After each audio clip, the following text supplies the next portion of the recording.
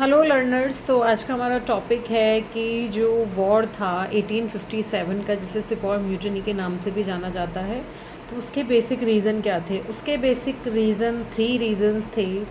First economic causes, second one political causes, third one is the military causes. तो economic causes की हम बात करें तो इकोनॉमिक कॉजेज़ में जो न्यू रिवेन्यू या फिर न्यू इकोनॉमिक सेटलमेंट था, उसमें इंडियन के जो प्रोडक्ट्स थे उसमें बहुत ज़्यादा टैक्सेशन लगाया गया था। एग्रीकल्चर पर बहुत ज़्यादा टैक्सेशन लगाया गया था, और जो टैरिफ पॉलिसीज़ थी वो इंडियन प्रोडक्ट के लिए अलग थी और जो फॉरेन प्रोडक्ट्स थे उनके लिए अलग थी। यानी कि उन्होंने डिस्क्रिमिनेटरी टैरिफ पॉलिसीज़ को लिया था।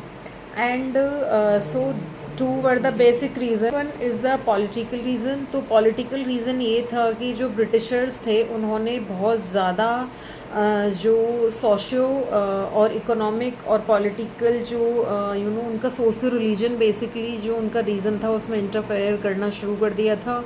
Third one was the military causes में ये प्रॉब्लम थी कि ये लोग जो सिपॉयज़ थे यानी कि जो सोल्जर्स थे इंडिया की तरफ से, भारत की तरफ से, भारतवर्ष की तरफ से, उन लोगों के साथ इनका एक सही बिहेवियर नहीं था। वो साइकोलॉजिकल, इकोनॉमिक हर तरह से परेशान थे। तो देयर वर, और आपको सिपॉय म्यूटनी ये जो वॉर है पता ही होगा कि काओ के फैट का ये लोग वो यूज़ करते थे, ग्रीस यूज़ करते थे कार्टेज में यूज़ करने में। तो वो और बहुत सारे वैलिड रीज़न थे जो कि मिलिट्री के पॉइंट ऑफ व्यू से, और उनको प्रॉपर वो जो पोजीशन होता है इंडियन सोल्जर्स को वो भी नहीं मिला हुआ था। तो there were the 3 basic reasons of the this revolt 1857. Thank you so much.